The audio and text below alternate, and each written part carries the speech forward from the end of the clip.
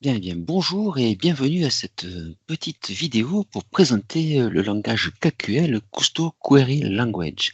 Dans un premier temps, on va présenter un petit peu la structure de ce langage et ensuite, on passera directement à une démonstration et comment utiliser ce langage KQL avec Microsoft Sentinel. Allez, c'est parti. Donc déjà, pour la petite histoire, KQL, en définitive, donc c'est le langage, le Kusto Query Language, mais surtout Kusto, ça vient du nom de code de Azure Data Explorer, donc une plateforme qui permettait en gros d'explorer les données et d'explorer l'océan des données, d'où un nom en hommage avec notre explorateur français, le commandant Jacques-Yves Cousteau. Euh, voilà. Donc, il faut savoir que cette structure Azure Data Explorer, elle est utilisée dans beaucoup de solutions côté Microsoft. On va la retrouver dans Azure Monitor, on va la retrouver dans Log Analytics. En définitive, ce que l'on va faire, c'est que pour pouvoir enregistrer les logs, on va déposer tout cela dans un puits de log et donc dans un environnement Azure, c'est ce qu'on appelle un workspace. Et donc, une fois que les données sont dans ce puits de log, stockées sous forme de diverses tables avec des attributs, on va verra tout à l'heure avec des colonnes et des données, on va utiliser un langage pour aller requêter ces différentes tables. Donc, déjà, la première chose importante à noter, c'est que les requêtes sont en lecture seule. Donc, ce n'est impossible de modifier le contenu des tables avec l'exécution d'une requête. Alors, donc, comment sont structurées les données dans ce workspace? Ici, on a une copie d'écran de l'interface dans Microsoft Sentinel. Sur la gauche, ici, on va retrouver toute la partie schéma, donc avec les différentes zones avec les logs. Et par exemple, ici, pour les logs de type sécurité and audit, on va retrouver les différentes tables. Donc, ce que l'on va faire ensuite, c'est que ici, dans la zone de requête, on va écrire la requête et tout simplement, on va démarrer la requête par la table que l'on souhaite interroger, en l'occurrence ici la table Security Alert. Donc là, je ne rajoute pas de paramètres derrière, je veux simplement faire l'équivalent d'un Select Étoile from Security Alert. Et ici, dans la colonne, dans le champ résultat, je vais obtenir donc le détail de ma requête avec les différentes colonnes et les différentes lignes associées à chaque entrée dans la table. Donc, ce que l'on voit ici, c'est que les colonnes peuvent être triées, elles peuvent être filtrées, et je vais être aussi ici en capacité de rajouter une fenêtre temporelle. Mais on va voir ça juste après sur d'autres copies d'écran. Alors, on peut utiliser donc KQL dans divers environnements Microsoft, dans Azure Sentinel, Microsoft Sentinel, on en a parlé tout à l'heure. Ici, tout simplement pour venir créer des règles d'analyse. Ces règles-là, vous voyez ici, elles apparaissent dans l'interface, mais en définitive, derrière, c'est du KQL. On va pouvoir utiliser ça pour la partie hunting, donc lorsqu'on va partir en chasse, lorsqu'on va mener notre enquête en cas d'incident de cybersécurité.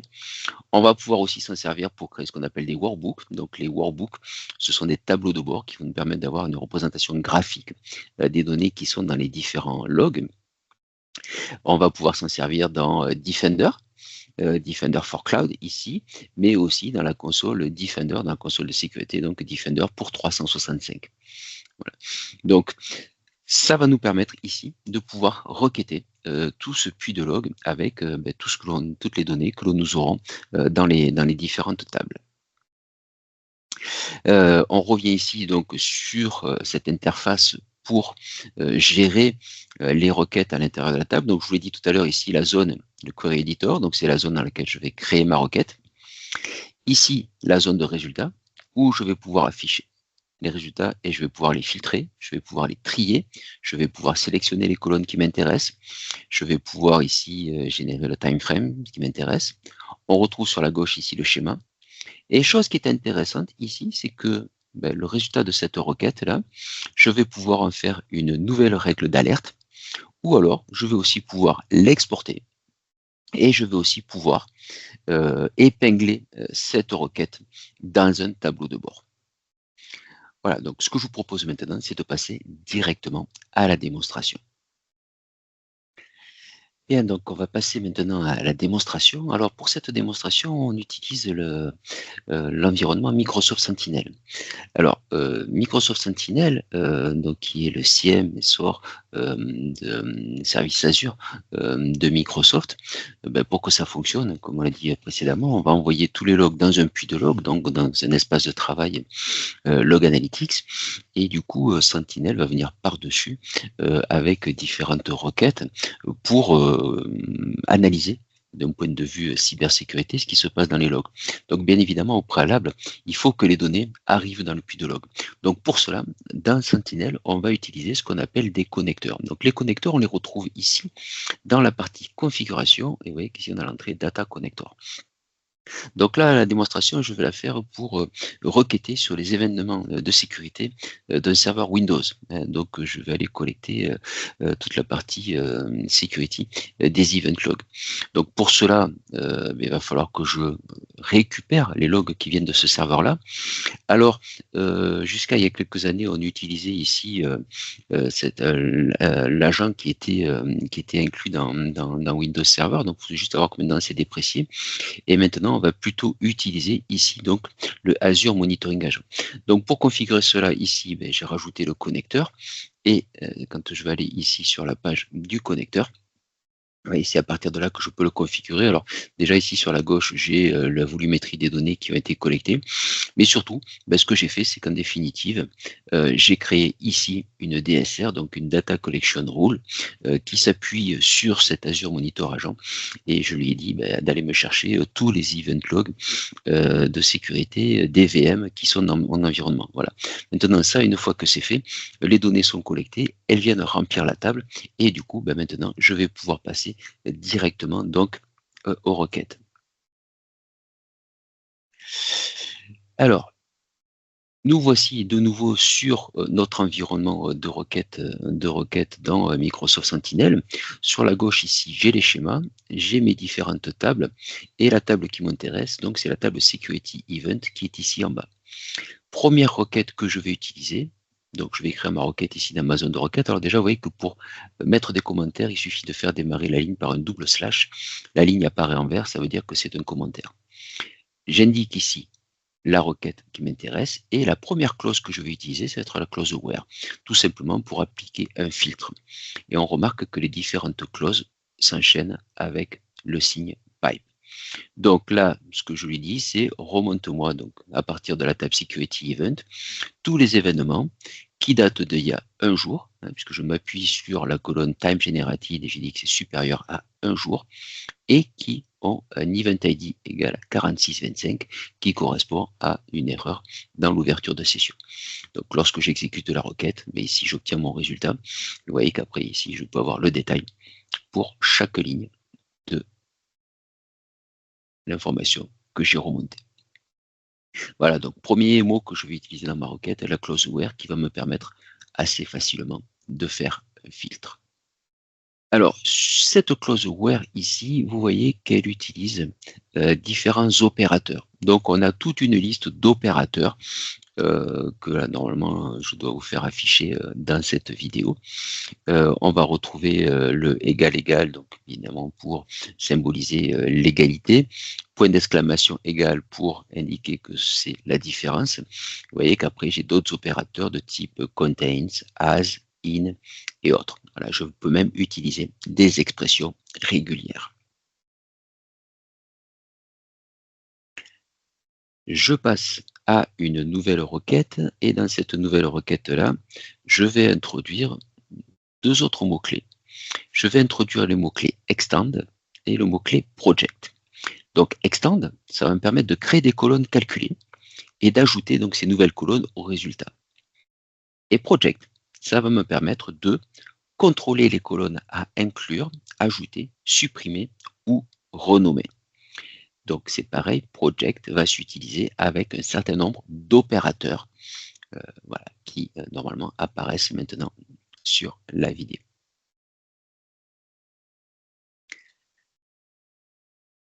Donc je retrouve ma requête, ici donc le commentaire, la requête c'est existe-t-il une connexion au portail Azure depuis l'extérieur, c'est-à-dire donc depuis un pays différent de France. D'accord. Et moi, ce qui m'intéresse, c'est de n'afficher que le type de connexion, le pays et l'identité qui a été utilisée. Donc, vous voyez que ici, je fais un filtre sur l'attribut country. Je lui dis qu'il faut que ce soit différent de FR. Je crée ici une colonne calculée qui s'appelle country, qui va contenir donc les informations de mon pays, et je décide d'afficher que les 3 colonnes qui sont ici. Donc c'est de cette manière-là que je vais utiliser extend et project. Avec cette troisième requête ici, je vais utiliser un nouveau mot-clé qui est le mot-clé let. Alors ce mot-clé, il sert à 2 choses. Il va servir, comme dans l'exemple qui est là, à déclarer une variable, mais il pourra me servir, alors je vous expliquerai ça dans une prochaine vidéo avec des techniques avancées sur les requêtes KQL, il va aussi me servir à créer des fonctions. Puisque dans cette interface ici, d'utilisation du langage KQL, je vais être en capacité d'utiliser des fonctions. Alors, soit des fonctions à l'intérieur même de ma requête, via le mot let, soit ici, on voit qu'on a le petit symbole fonction. Je vais pouvoir aussi créer des fonctions qui seront réutilisables dans toutes les requêtes de mon environnement. Donc là, tout simplement, ce que je fais, c'est que je crée 3 variables, start date time, end date time et security event. Je leur donne des valeurs et du coup, c'est la même requête elle ressemble aux requêtes précédentes, sauf que là, je ne mets plus les valeurs, mais je fais simplement référence aux variables que j'ai données. Et petite parenthèse, ici, on voit l'utilisation du mot-clé between, qui me permet de donner mon intervalle de temps, donc entre la date de démarrage et la date de fin. Et donc ici, cette requête-là, elle va me permettre de poser la question. Si je recherche un événement de sécurité spécifique autour d'une période spécifique, et j'affiche uniquement les colonnes computer, account et time generated, donc réutilisation de project, comme nous l'avons vu dans la requête précédente. Donc let, très pratique ici pour créer des variables, parce que ça m'évite de re-rentrer les valeurs après à chaque fois dans les requêtes. Donc bien évidemment ici ce sont des requêtes simples que je montre, mais si vous allez dans l'interface de Sentinel, vous allez voir qu'il y a des requêtes toutes faites, toutes paramétrées qui sont beaucoup plus complexes. Allez, on va utiliser d'autres mots-clés. Et ces autres mots-clés ici, on va utiliser le mot-clé order by, le mot-clé summarize et le mot-clé take. Donc là, par exemple, la requête, c'est je lui demande de m'afficher tous les logins qui ont été utilisés pour tenter des ouvertures de session sur mon environnement. Donc je filtre toujours sur le 4625 qui est mon erreur d'ouverture de session et je lui demande de m'afficher les 10 principaux logins utilisés. Donc lorsque je vois la réponse, on voit que c'est la tentative d'ouverture de session avec le login administrateur a été utilisé 22 723, que l'utilisateur test a été utilisé, voilà. Donc tout ça, bien évidemment, ce sont des logins qui n'existent pas dans mes environnements, mais vous voyez que, de toute façon, à partir du moment où vous mettez une VM telle que j'ai fait, un serveur Windows avec une adresse IP publique sans rien d'autre, très rapidement, vous commencez à avoir à peu près 50 000 tentatives de connexion par jour sur ces machines-là, avec tout un tas de noms. Bien souvent, c'est administrateur, mais si j'étends un petit peu ici et que je prends les 30 plus utilisés, on va voir que en définitive, après on commence à avoir tout un tas de types de comptes qui sont utilisés par les robots. Alors, qu'est-ce qui se passe ici dans cette requête? C'est que j'utilise le summarize, donc pour regrouper les informations par type de login que j'ai utilisé. Donc, je demande de regrouper par le champ ici account, et je demande de regrouper et de m'en faire la somme. Donc, c'est pour ça qu'ici j'ai la somme qui apparaît. Voilà. Donc c'est de cette manière-là que je vais utiliser le summarize. Le order by, je vais lui dire, classe-moi ça du plus grand au plus petit et montre-moi uniquement les 30 plus importants, donc take. Donc voilà comment on utilise ces mots-clés, summarize, order by et take. Voilà. Et pour terminer cette petite démonstration donc d'usage du langage KQL, en définitive, dans les requêtes précédentes, les données étaient présentées sous forme de tableau. Donc c'est bien pratique, ça me permet d'avoir un résultat, mais si je veux intégrer ça dans un tableau de bord, ben à ce moment-là, je vais plutôt être intéressé pour avoir une représentation sous la forme d'un graphique. Donc pour cela, ben, je vais utiliser le mot-clé ici, render. D'accord? Donc ce mot-clé render, c'est la consigne qui dit affiche-moi le résultat sous la forme de, et dans ce cas-là, je lui demande donc un graphique de type time chart. Et du coup, ce résultat, ben, je l'ai sous forme graphique. Et maintenant que je l'ai sous forme graphique, ben, je pourrais être en capacité de faire un certain nombre de choses avec le résultat de cette requête-là. Donc, on l'a dit, je peux en créer une nouvelle règle d'alerte. Et puis, je vais pouvoir en faire tout un tas de choses, venir l'épingler à un tableau de bord. Voilà, le partager, je pourrais. Donc, très pratique d'avoir une représentation ici sous forme graphique. Alors, ce que je voulais vous montrer aussi dans cette requête-là, c'est que vous voyez, si j'efface, si par hasard je ne connais pas les mots-clés qui vont derrière le render, ben ici, vous voyez que simplement en tapant un espace, voilà, ben j'ai l'autocomplétion qui apparaît et ça va me permettre de choisir directement le type de graphique qui m'intéresse. D'accord? De la même manière, lorsque ici j'ai une clause where, si je ne connais pas exactement la liste des attributs que je souhaite filtrer, ben voilà, par exemple ici je vais rajouter une clause where à la fin, alors ce qui est vraiment déconseillé, hein, les filtres il vaut vraiment mieux les faire au début.